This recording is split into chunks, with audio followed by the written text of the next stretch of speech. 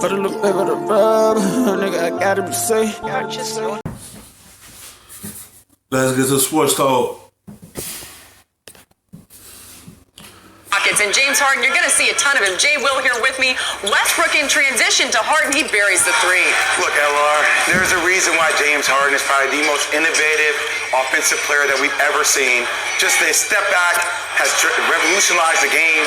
And in fact, he can make shots from anywhere except over half court. He had 24 points at the half. We go to the fourth quarter, and it's a 24-0 run by the Cavs. So Harden's got to get something going. He makes it look easy. The best part about a bad team, they find ways to lose games. Yeah. It ain't that James Harden's not the best scorer. Everyone just want to know, can he win in D'Antoni's system? That's all. That's all people were just wondering. Can he win a championship in this system? Can D'Antonio's system bring a championship to Houston? Can he have success with it? Yes, he has success with it, but can it bring rings here to Houston? That's all people gonna question. Can Houston win a championship in this system? That's all. Cavs just being the Cavs. Unfortunate for Kevin Porter Jr., who had a good game. 4 minutes and 30 seconds left to go. Harden, three-pointer, and that was his 48th point with the defender in his face there. Look, it doesn't matter what you do. If you don't throw a double team at him, he is going to score on you one-on-one. That's why the scouting report says throw a double team at him, make other players on the Rockets team beat you. He was unbelievable. Rockets trailing by one with the shot clock winding down. What are we doing, Cleveland? What are we doing? Rockets lead by one. Cavs possession here. Jordan Clarkson loses it, and it finds. You said bad teams find a way to lose, but this game was close against Houston. You said they found a way to lose. It seemed like they kept up with them. It seemed like Houston wasn't doing too much to pull away from this game. They was in a fight. Like, they could find a way to lose, but they still had Houston on the ropes. You know, even though Houston pulled the win off. Harden's hands. Well, he gets his friend involved. PJ Tucker hit the three. That ices the game. Rockets win it 116-110.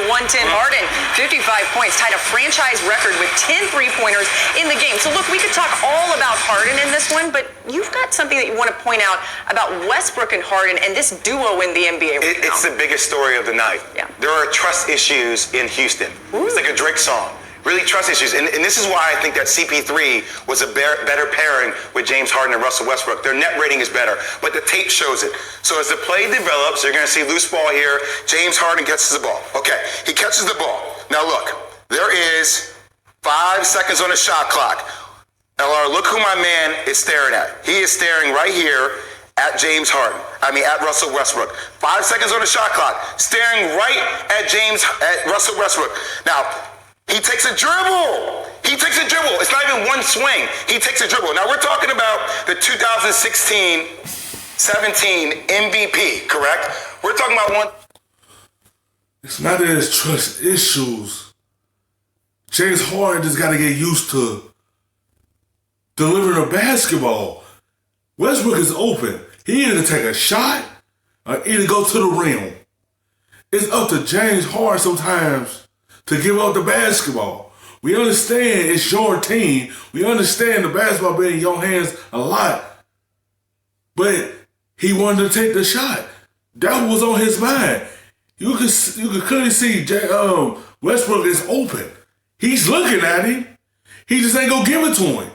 Sometimes you gotta learn to defer to a player so you can be able to win. That's the only thing that might hold Houston back.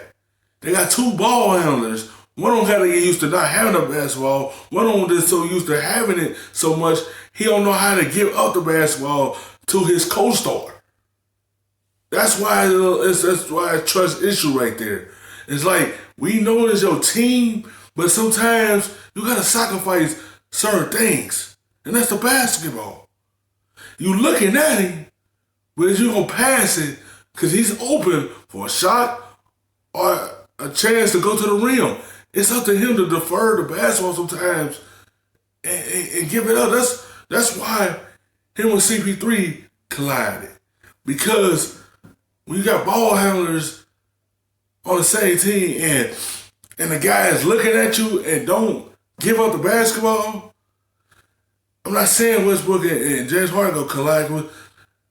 They're good friends, but at the same time, you gotta learn how to just rule the rock. The most prolific offensive players there is in the game. This is Batman. This is supposed to be Superman. This isn't Batman and Robin. This is Batman and Superman. You don't even think. You swing the ball. AD is not thinking about when he gets double teamed, swing the ball to LeBron. He just swings it. Paul George is not thinking about, do I pass the ball to Kawhi? He just swings it.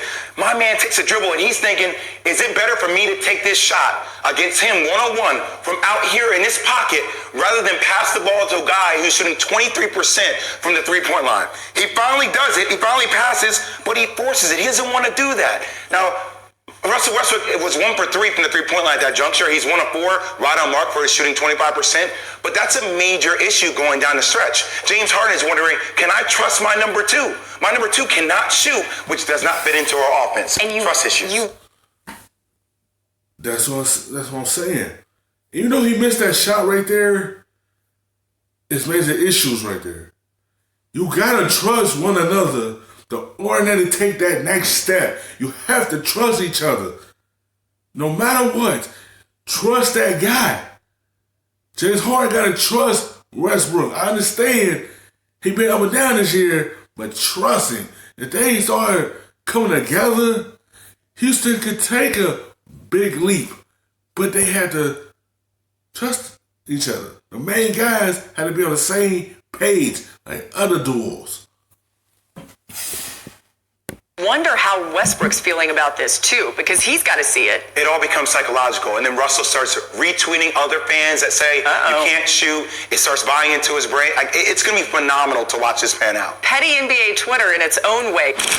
Thanks for watching ESPN on YouTube. For more sports, highlights, and